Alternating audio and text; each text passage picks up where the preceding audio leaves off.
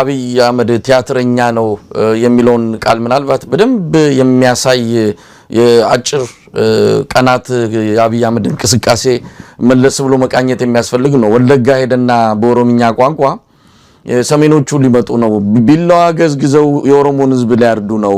ይሄን ቃል በቃል የተናገረው ነው ወለጋ ሄዶ በኦሮምኛ ቋንቋ እና ሰሜኖቹ ሚላቸው የትግራይን የአማራን የአፋርን ኤርትራንም ጭምር እነዚህ ናቸው እንግዲህ ቢላዋ እየሳሉ የኦሮሞን ህዝብ ሊያርዱ ነው ብሎ እንዲህ አይነት መልእክት በ21ኛው ክፍለ ዘመን በዚህ በሰለጠነው ዓለም ላይ እንዲህ አይነት መልእክት አስተላልፎ ከነቀምት ይመጣና ደግሞ አዲስ አበባ ላይ ሌላ ሰው ነው የሆነው። የትግራይ ህዝብ ጋር ይመጣና ደግሞ ብልጽግና ነው ለናንተ ሁሉን ነገር እያመቻቸ ያለው እናንተን እዚህ መቀመቅ ውስጥ የከተተው ይሄ ህዋት የሚባለው ቆሞ ቀር ቡድን ነው ይላል። ደግሞ ለአማራም ሌላ ቋንቋ ለእንደዚህ አይነት ተዋናይ ብቻ የሚገልጸው አይደለም። ግን እዚህ ላይ መጠንቀቅ የሚገባውና በጣም ማስመር የሚገባው ሰው እየሞተ ነው። አብይ አህመድም በተናገረ ቁጥር ሰው እያለቀ ነው። እንዲሁ ዝም ብሎ ቲያትረኛ ነው ብሎ ምታልፈው ነገር አይደለም። ሰው የሚያልቅበትን ትርክት ነው እየጠመቀ ግጭት በኢትዮጵያ ማል እየፈጠረ ያለው። እንደው ከዚያም አንፃር መመልከትም ይገባል። እሱ ወለጋ ደርሶ ሲመጣ የተፈጠረውን እናቃለን። እዛ ሆሮ ጉድሩ በተለያዩ አካባቢዎች አሁን ትልቅ ሰባዊ ቀውስ ተፈጥሯል።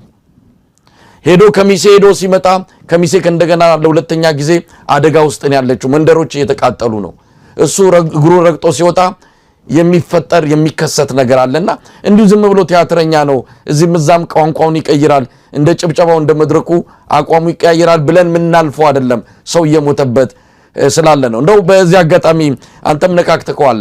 የሶስቱ ኃይሎች በተለይ በዋናነት የህወሓት የፋኖና የኦሮሞ ነጻነት ሰራዊት እንደው በይፋ ያልወጣ ትብብርን በመግለጫም በተለያዩ የአቋም የአብሮነትና የአጋርነት ስሜቶች አንዳንድ ነገሮች እየተስተዋሉ ነው ያሉት። በቅርቡ አቶ አማኑኤል አሰፋ የህወሓት ምክትል ሊቀመንበር በይፋ ነው የአማራ ህዝብ የዘር ማጥፋት ድርጊት እየተፈጸመበት እንደሆነ የገለጹት።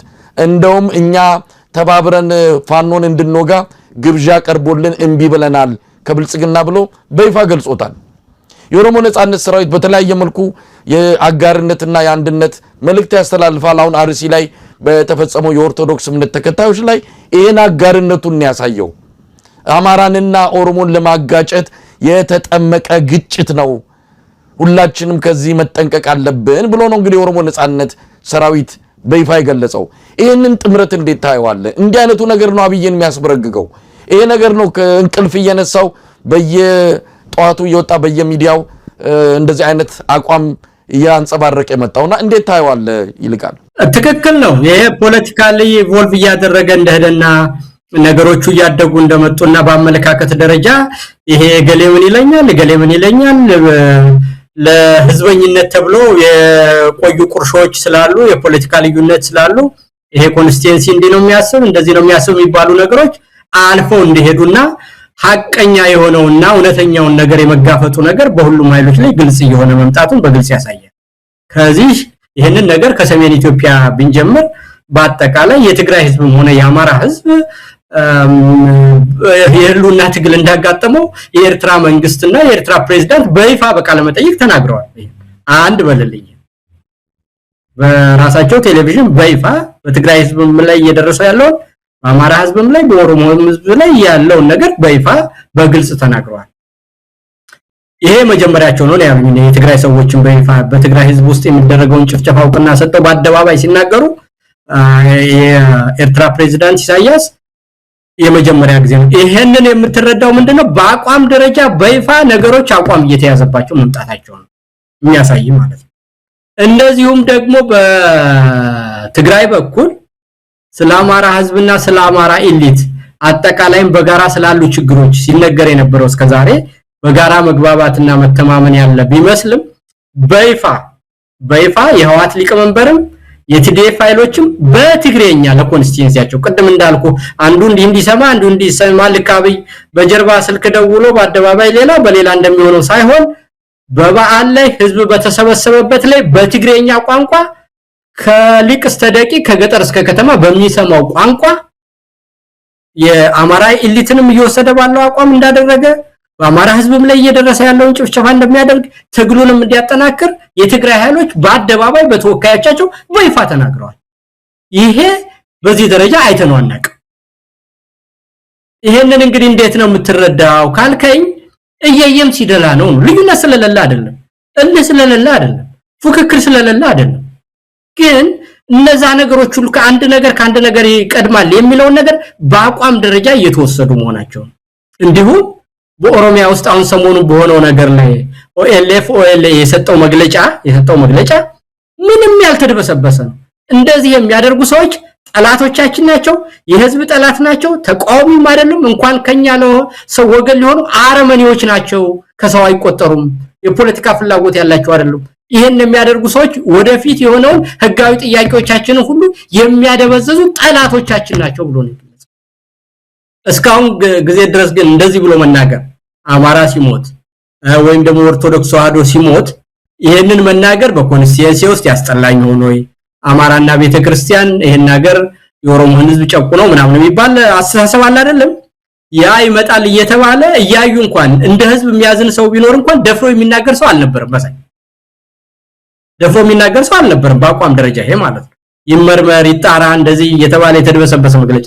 አሁን ግን ይሄን የሚያደርጉ ሰዎች ከሰውነትም ተራ ይወጡ አረመኔዎች፣ ነፍሰ ገዳዮች የኛ ተቋሚም አይደሉም፣ የኛ ወዳጅም አይደሉም፣ ጠላቶቻችን ናቸው። ይሄን የሚያደርጉ ሰዎች የት ልንሄድ ነው? ህዝባችን ነው እዚህ ውስጥ የሚኖረው፣ ኦሮሚያ ውስጥ የሚኖር ኦሮሞ ያልሆነ ህዝብ ሁሉ ህዝባችን ነው፣ ከዚህ ጋር ሊያጣሉ ነው የሚል ግልጽ መግለጫ ነው የሰጡት። ወደፊት ጥያቄዎቻችንንም ከህዝብ ጋር ተባብረን መፍትሄ እንዳናገኝ የሚያበላሹ ጠላቶቻችን ናቸው ነው ያለው። እንደዚሁም ደግሞ የፋኖች መግለጫ በየጊዜው የምትሰማው እኛ የህልውና ትግል ነው ያለብን፣ እንደ አማራ የምንኖርበት ሁኔታ እስከተመቻቸልን ድረስ ወደፊት በሚሆነው ሁኔታ በኢትዮጵያ ውስጥ የሚሆኑ የብሔር ብሔረሰቦች በጋራ ቁጭ ብለን እንወስናለን።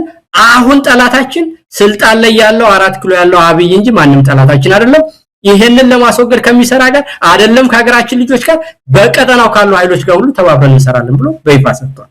ይሄንን የሚነግርህ እንግዲህ መሳይ ደምሬ ቀንሼ ስነግርህ አጠቃላይ በፊት የነበሩት መሽኮርመምና ለኮንስቲቲዩንሲ ተብሎ እየተጎማለለ መናገር የማዋጣና የህልውና ትግል በየተራ ያጠፋን እንደሆነ በሁሉም በኩል በግልጽ መታመንና አቋም መወሰድና በድፍረት ያንንም በአደባባይ መነገር መጀመሩን የሚያሳይ ነገር ነውና እንዲህ ያለው ነገር ደግሞ አብይን በመከፋፈልና በመዘልዘል አንዱን ካንዱ በማጣላትና በማጋጨት ኖራለሁ ብሎ ለሚያስበው ሰውዬ ዋናው ሽንጡን የሚቆርጥና አከርካሪውን የሚሰብር ነገር ስለሆነ ይሄም ነገር ደግሞ ለወደፊቱ ኢትዮጵያ መልካም የሚያመጣ ይሁን ነው ብሎ ህዝቡ ለሚጨነቅ ሰው ሁሉ ትልቅ ተስፋ የሚሰጥ ነገርና በእውነት የሚያበረታታ ነገር ነው። ደጋግሜ እንደምናገረው የኢትዮጵያውያን ችግሮች ከማንም የበለጠ አይደለም። ባዶ ፉክክርና ፖለቲካዊ የሆነውን ነገር ፖለቲካዊ በሆነ መንገድ ከመፍታት ይልቅ በስሜትና በልህ በመናናቅ ስለምናደርገው እንጂ ተነጋገርንበት ማንም ዝቅ ሳያደርግ ማንም ከማንም ሳይበልጥ በኩልነት ሁላችንም አሸናፊ የምንሆንበት መፍትሄ ማግኘት የሚቻል እንደሆነ ከማንኛውም ሀገር የተለየ ከባድ ችግር እንደሌለና ምናልባትም ከተባበርንና ከተነጋገርን ግን በዚህ ደረጃ መጣላታችን ራሱ የሚቆጭና ያሳለፍነው ጊዜ ሁሉ የሚያንገበግብን እንደሚሆንና ወደፊት በተስፋ እንድናይ እጅግ የሚያበረታታ ነገር ሆኖ ያገኘሁት መሳይ። ኢንጂነር ቃል ግን አብይ አህመድ አሁንም ካርድ አለው፣ መጫወቻ ካርድ እንዳለው ከሰሞኑ ከወልቃይት ራያ ጉዳይ ጋር በተያዘ የምርጫ ቦርድ ውሳኔን እንደዚህ አይነት ሰሞኑን ግርግር እንደነበረ መቼም ታስታውሳለህ። በግራ በቀኝ የአብይ አህመድ እንደ ምርኩዝ የሚጠቀምባቸው ከብልጽግና በላይ የሚጮሁ የትግራይ እነ ስምረት እነ ጌታቸው ረዳ በዛ በኩል እነ አብን አሉ አዳማቂ ሆነው ይህንን አጀንዳ የፍጥጫ በሁለቱ ማህበረሰቦች መሃል በሁለቱ የኢትዮጵያ ህዝቦች መሃል ግጭት እንዲፈጠር ይህንን አጀንዳ ይህንን ካርድ መዞታል። አሁን እውነት ለመናገር ካርዱን ጥሎታል። ምናልባት ይሄ ካርድ ለአብይ እድሜ ያራዝምለታል ወይስ ስልጣኑን ጥሙን ቆርጦ ልንሰናበተው እንችላለን የሚለውን ወደፊት የምናየው ሆነው ግን በተወሰነ ደረጃ ይሄን ካርድ እየተጠቀመበት ነው። በወልቃይት በኩል እነ ኮሎኔል ደመቀ የዚህ አጃቢ ሆነው ብልጽግና ነው ለወልቃይት መልስ የሚሰጠው ብለው ቲሸርቱን አድርገው ከብልጽግና ጎን እንደሚሰለፉ አቋማቸውን ጥርት አድርገው ግልጽ አድርገው መምጣታቸውም በተወሰነ ደረጃ ለአብይ አህመድ የሚጠቅመው ሆኖ ነው የተገኘው። ለማንኛውም ይሄ ስካርድ ምን ያህል ሊጫወትበት ይችላል? በመጨረሻት ያተርፋል ወይስ ይከስርበታል? የነቃ ከሄደና የፖለቲካ እድገት ከመጣ በማጭበርበሪያዎች ሁሉ እየተገለጡና ህዝብ የጋራ ግንዛቤ ያገኘ ስለሚመጣ ምንም የሚያመጣው ነገር የለም። አሁን እንዳልኩ በኢትዮጵያ ውስጥ ያሉ ችግሮች ሁሉ አብይ እስካለ ድረስ መፍትሄ እንደማያገኙ አቋም ተወስዷል። ይሄ ደግሞ በተግባር 8 ዓመት ሙሉ ታይቷል። ያሉትን ነገሮች ሁሉ ልዩነቶችን በአውራጃዊነትም በብሔረሰብም በሃይማኖትም ህዝብን እየከፈፈለ በይሄ ፓትሮኔጅ እና ክላይንትሊዝም ያለበትን ስርዓት መስርቶ በትናንሽ ጥቅም ላይ የተመሰረተ እንጂ ሐሳብ ያለውና በፖለቲካ የሚያድግ ድርጅትም ሆነ ግለሰብ በፖለቲካ እንደሌለ ለውጥ መምራት አንድ ሐሳብ ይጠይቃል፣ ድርጅት ይጠይቃል፣ ያመለካከት ሽግሽግ ይጠይቃል፣ ኮንስቲትዩንሲ ይጠይቃል። ይሄ ሁሉ ነገር የሌለው ነው መሳይ አጠቃላይ አሁን ይሄ ብልጽግና የሚባለው ስብስብ ምንም በዚህ ግባ የምትለው በአገር ደረጃ የአገርን ችግሮች የሚፈታበት ሁኔታና የማህበረሰብንም እድገት ሆነ ያሉትን ችግሮች የሚረዳበት መንገድ በምንም አይነት እዚህ ግባ የምትለው ነገር የለምና አብይ ስልጣን ላይ እስካለ ድረስ እንደምናየው ይሄ ንግግር ብቻ አይደለም ክሊሼ እንዳይሆን ሁሉ ጊዜ ችግር እየተባባሰ መስማት የማንፈልገውን ነገር ሁሉ ጆሮ ጭው የሚያደርግ ነገር የምንሰማበት እንጂ መፍትሄ ስናገኝ አላየንም።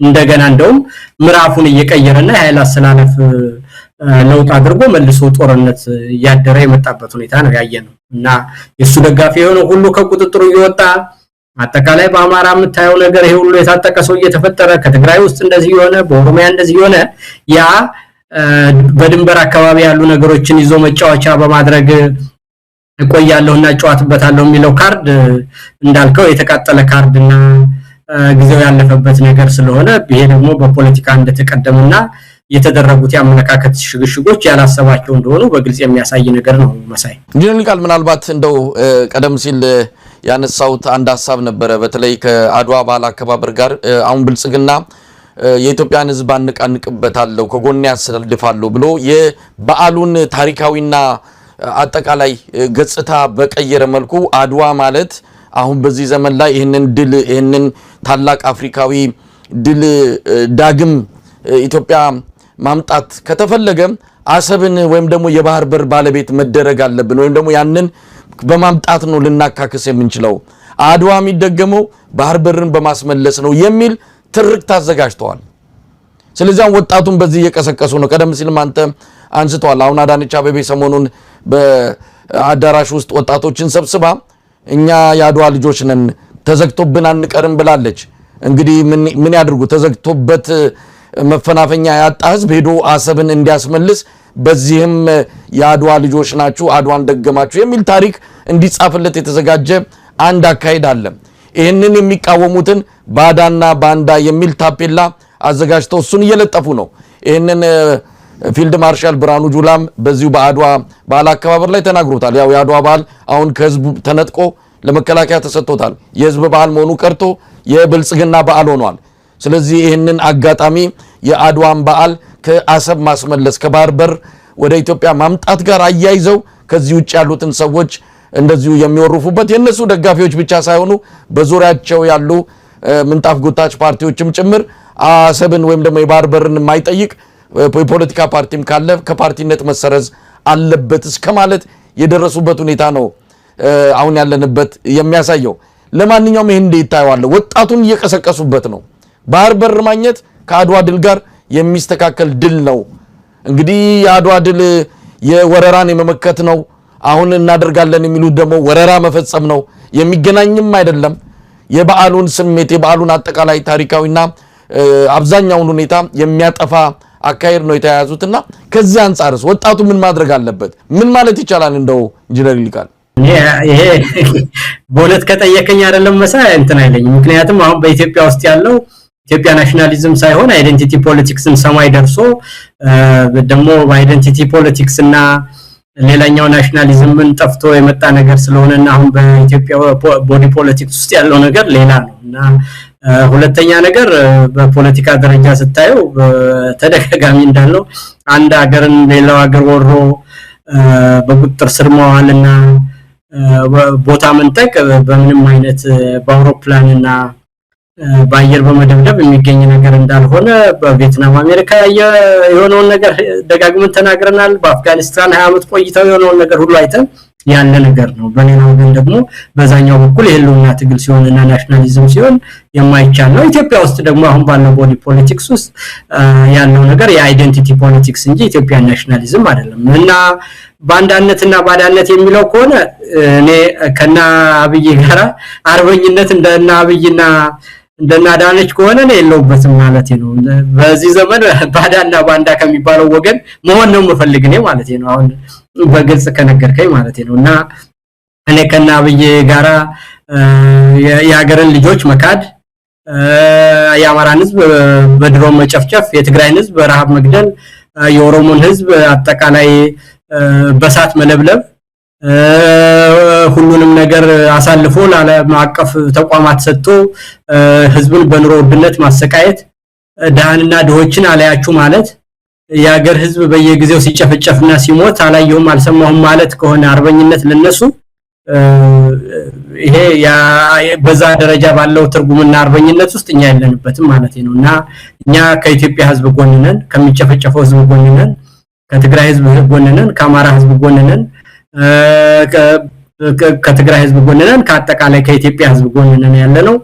ከኤርትራ ህዝብ ጋር የሚኖረን ግንኙነት በመልካም ግንኙነት ውስጥ ወደብም ካስፈለገ የኤርትራ ህዝብ በሰላምና በመልካም ግንኙነት ከሆነ በመሰረቱ በንግድም በባህልም በቋንቋም በብዙ ሴቶች ውስጥ እየተገናኘን ስንሄድ እኔ ወደብ መጠቀም ኢትዮጵያ ለኤርትራ ህዝብ ይጠቅመዋል እንጂ በምንም አይነት የሚጎዳው ነገር ስለሌለ ወደፊት በተሻለ ሁኔታና በዲፕሎማሲ የምናደርገው ነገር ነው። እሱም አድፋፍቶ አበላሸው እንጂ ኖቤል ሁሉ የተሸለመበት ጉዳይ ነበር የኤርትራና የኢትዮጵያ ግንኙነትና ያንን ያበላሸ ሰውና ይሄንን ሁሉ ነገር ደግሞ በጦርነት አረጋለሁ የሚል ሰው አርበኝነት ሳይሆን ያለ ማህይምነት ነው።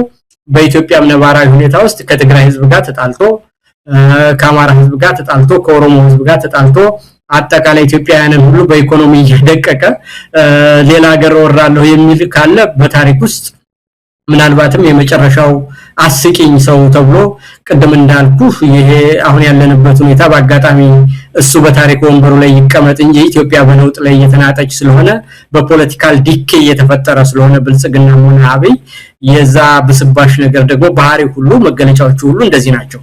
የራሱ አይዲዮሎጂ የለውም፣ የሚመራበት መንገድ ወደፊት አያውቅም፣ ጠንካራ መሬት ድረስ ህዝብን የሚደርስና ሰላምና ደህንነትን የሚያስጠብቅ ቀጥታ የመንግስት ሙሉ ቁጥጥር ያለው ስርዓትና ወታደር የለም፣ ከሁሉም ጋር ይጣላል። አጠቃላይ ስርዓቱ በስብሶ እየወደቀ ያለበት ጊዜ የሚያሳይ ነውና ያ ደግሞ የነበረው ሶሻል ሲስተም እና ፖለቲካል ሲስተም ፖለቲካል ኦርደር ለውጥ ማድረግ ባለመቻሉ በስብሶ ያበቃበትና የዛ በስባሽ ሙጥጫ ፖለቲካል ዲኬ አብይና ብልጽግናን ስለወለደ ወደ መጨረሻው ለመሄድና ኢትዮጵያውያን የምናደርገው ለውጥ መልክ ባለው መልኩ ለማድረግ በጎረቤቶቻችንም በቀጠናችንም አጠቃላይ በሀገራችን ውስጥ ያሉ የፖለቲካ ቅራኔዎች በተረጋጋና ብስለት ባለው መልኩ የማህበረሰብንም እድገት የዘመኑንም ሁኔታ የዓለምን ሁኔታ በዋጀ ሁኔታ እንዲፈቱ ነገን በተሻለ ሁኔታ ለመበየን የሚደረገው ነገር በጥንቃቄ ማድረግ ነው። ያ ደግሞ በጥሩ ሁኔታ እየተሰራ እንዳለ ይታየኛል።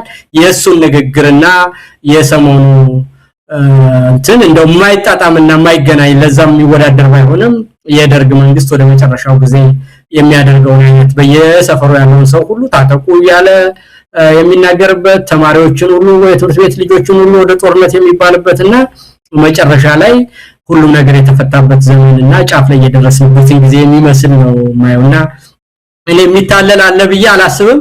ከዛ ይልቅ የአብይ ንግግርም የነሱ በየቦታው መወራጨትም አንዴ በትግሬኛ አንዴ በኦሮሞኛ ሌላ ጊዜ አዘርባይጃን ሌላ ጊዜ ሽማግሌ ነጋዴ ድርድር የሚልከው ሁሉ እንደጨነቀውና ይሄ ደግሞ ቀደም እንዳልኩ በታሪክ ውደት ውስጥ የማይቀረው ግባተ መሬቱን ለማፋጣን ነገሮች ሁሉ መልክ እየያዙ መምጣታቸውን ነው የሚያሳየኝ እንጂ በዛ ሁኔታ የሚታለል ሰው አሁን በዚህ ጊዜ አለ ብዬ ለማለት በፍጹም አልችልም። መሳይ ግን ቃል እንግዲህ ለማጠቃለል ያለ ምናልባት ምን ልናይ እንችላለን በቅርቡ እንግዲህ ነገሮች በጣም በፍጥነት እየተበላሹበት ነው ያለው አብይ አህመድ የምርጫው ነገር የምታቀው ነው ዝርክርክ ብለዋል ምርጫ የሚካሄድባትም ሀገር አትመስልም ለምርጫም የሚሆን ምንም ነገር የሌላት ሀገር ናት እንግዲህ ትግራይ ምርጫ አይካሄድም አሁን አማራ ባለው ቁመና ምርጫ ሊካሄድ የሚችልበት ምንም ነባራዊ ሁኔታ የለም ኦሮሚያም ከግማሽ በላይ የሚያካልለው ቀጠና ችግር ውስጥ ነው ያለው ቤኒሻንጉል እንደማይካሄድ ከወዲሁ በርካታ ምልክቶችን ያያየን ያለ ነው የጦርነት ቀጠና አድርጓታል አብይ ጋምቤላም በተመሳሳይ አንዳንድ የኢትዮጵያ አካባቢዎች እንደዚሁ ምርጫ ለማካሄድ የሚያስችል የጸጥታ ሁኔታ እንደሌላቸው ነው የምንሰማው አብይ አህመድ ግን የትም ፍጩ ዱቄቱን አምጩ ምንም ይሁን ምን ምርጫ መካሄድ አለበት ብሎ ሂደቱ ቀጥሏል የምክክር ኮሚሽኑም አሁን የካቲት መጨረሻ እንግዲህ አሁን መጋቢት እየተገባ ነው በኢትዮጵያ የካቲት መጨረሻ ጉባኤ ጠራለው ብሎ ነበር ያም አልሆነለትም የትግራይ ነገር ትግራይ በሌለችበት ብሎ አዲስ አበባ ላይ ያመጡ ነበር የትግራይን ጉዳይ አልቻሉም ስለዚህ በሚቀጥሉት 3 ወራት ውስጥ እናደርጋለን አሉ እድሜ ተጨምሮላቸዋል እንግዲህ ከምርጫው በኋላ ይሁን በፊት የምናቀው ነገር የለም ሁሉ ነገር ከእጅ ያመለጠ ነው ያለው የኑሮ ሁኔታም አጠቃላይውን አይተን ምን በቅርቡ ልናይ እንችላለን አብይ አህመድ ተለሳልሶ የሚመጣውን አደጋ አይቶ እንደው ነገሮች ከመበላሸታቸው በፊት በኢትዮጵያ የፖለቲካ ለውጥ ላድርግ ይላል ወይስ እንደዚሁ እልውስጥ እንደገባ እንደዚሁ ግትር እንዳለ የኢትዮጵያን ህዝብ ለመከራ የሚዳርግ አጠቃላይ ቀውስ ውስጥ መልሶ ይዘፍቀናል ወይ አይ ከሱ በምንም አይነት ምንም ነገር መጠበቅ አይቻልም በባህሪውም ጤነኛ አይደሉም ይሄ አቅም ይጠይቃል ብቃትም ይጠይቃል የካራክተር ዴቭዝ እና ኢንቴግሪቲንም የሚጠይቅ ነገር ስለሆነ ካብይ በራሱ ጊዜ አስቦ የመፍትያ አካል ይሆናል የሚለው ባለፈው 8 አመት ባየነው ትሬንድና ሁኔታ ለዛ የሚታሰብ ነገር አይደለም ከሆነም የሚሆነው ይሄንን ሰው ያስጨንቆ ወይ ተሰዶ እንዲሄድ ወይ መውጫ መንገድ ተሰጥቶት የበለጠ አደጋ እንዳያመጣ ነገሮችን ለመቋጨት በኩል የሚሆነው ነገር ሁሉ የሚፈጠረው በአሁን ባለው በተቋሚ ኃይሎች በኩል ያለው አጠቃላይ የኃይል አሰላለፍ በኦሮሚያም በትግራይም በአማራም በአፋርም በጋምቤላም በሶማሌም በሁሉም የኢትዮጵያ ክፍል በደቡብ ኢትዮጵያም ያሉ ኃይሎች ነገን መልክ ባለው መልኩ ለማባየን የሚደረገውን ጥረት አጠናክሮ በመቀጠልና ያንንም መልክ ባለውና በተደራጀ መልኩ ግልጽ ባለና በጠራ ሁኔታ ወቅትና ጊዜውን በሚመጥን ሁኔታ ያያደገ እንዲሄድና ግንኙነቱ ከፍ ወዳለ ደረጃ እንዲሄድ ማድረግ ብቸኛ መፍትሄ ነው እንጂ በአብይ በኩል 8 አመት ያየነው ስለሆነ ጊዜ በሄደ ቁጥር እየተበላሸና ነገር ሁሉ ከቁጥጥር ውጪ ይወጣ እንደሚሄድ ማመን ያስፈልጋል ይሄንን ካልኩይ በኋላ በዚህ በምርጫ በኩል የሚያደርጉት ሰዎች እኔ ያንዳንድ ሰዎችን ሁኔታ አረዳለሁ በምርጫው ሂደት ውስጥ ህዝብን ማነሳሳት ከቻል ጥያቄዎችን አፍረጥርጠን ማውጣት ከቻልና ህዝባዊ ቢተኝነትን ማፋፋም ከቻል የሚል ሐሳብ እንዳላቸው ገምታለሁ ለኛ ባይነግሩንም ማለት ነው እንደነዛ አይነት ነገሮች ካሉ ጊዜው እስከተወሰነ ጊዜ ድረስ ያንን ሁኔታ ማድረግ ሊጠቅማቸው ይችላል ግን እንደው ምርጫ እውነት አድርገው አብይን ለማጀብ በዛ ምርጫም አንድ አይነት ነገር እናገኛለን ወይም በምርጫው መሳተፍ ለኩል ጊዜ እንደሚያደርጉት ነገር አድርገው የሚያዩ ከሆነ በአማራ ህዝብ ደም ላይ በትግራይ ህዝብ ደም ላይ በኦሮሞ ህዝብ ደም ላይ እየተጫወቱ መሆኑን ሊያውቁት ያገባል ማለት ነው ያ የሚያደርገውን ነገር አብይን በስልጣን እንዲቆይና የሚደርስብን ውርጅብኝ ሁሉ የሀገር መፍረስ ጭምር እንዲሆን ቀደም እንዳልከው በተለያየ መንገድ እየዋሩ መኖር እንዳልሆነ የጠላትነት ደረጃውንና የጥፋት ደረጃውን ሊያውቁት ይገባል ብዬ ነው አንድ ባለጌ የፈለገውን ነገር ሊያደርግና ሊባልግ ይችላል ግን ያንን ነገር ህዝብ እየሞተ ዝም ብሎ የሚተባበር ሰው ግን የጠላትነት ደረጃው ከዛ ከፍ ያለ ነው የሚሆነው ስለዚህ ይሄንን መንግስት ለማቆየት ብሎ እንጀራ ስለማገኝ ብሎ የሚዋጋ ሰው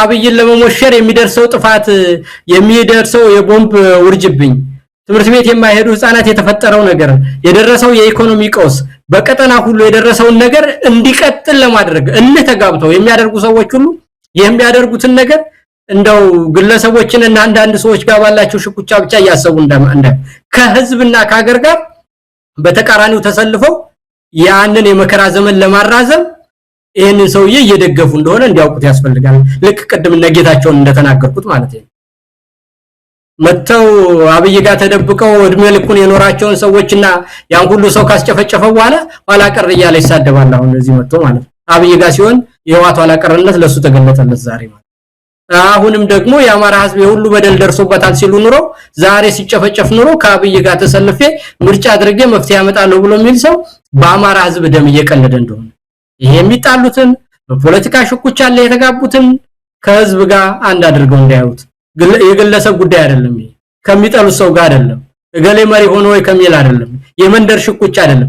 እንደ ህዝብ እንደ ሀገር እንደ ብሔርም አማራ በገባበት ነገር ላይ እየቆመሩ መሆኑን እና ከአብይ ጋር የቆሙ ሰዎች ሁሉ ጥፋታቸው በዛ ደረጃ እንደሆነ ወታደር ይሁን የደህንነት ኃይል ይሁን የፓርቲ መሪ ይሁን ይሄን ስርዓት ለማቆየት በዚህ ደረጃ የሚያደርግ ነገር ሁሉ በእያንዳንዱ ቀን በምትደርስ ጥፋት ሁሉ ትናንትና በሞቱት 30 ሰዎች ከዛም በኋላ በየመንገዱ በቦምብ የሚጨፈጨፉት በየመንገዱ እየታገቱ የሚሞቱት ሰዎች ሁሉ ይሄ ስርዓት እንዲቀጥልና ያ መከራ እንዲዘንብብን እያደረጉ ስለሆነ የሚያደርጉት ነገር በዛ ደረጃ ጥፋት እየፈጸሙ መሆኑንና በታሪክ ፊትም ሆነ በወንጀል በዛ ደረጃ እንደሚጠየቁ ሊያውቁትና ሊረዱት ያስፈልጋል። እንደው የፌስቡክ ግርግርና ዝም ብሎ ለተበለት መናገር ተራሽኩቻና ተላፉክክር ብቻ እንዳይሆን የሚያደርጉት ጥፋት በምን ደረጃ እንደሚታይ እኔ እንደው በግልጽ ሊያውቁት ይገባል የሚል ነው የመጨረሻ አስተያየቴ ይመስላል። በጣም ነው ማመሰግነው ኢንጂነር ይልቅ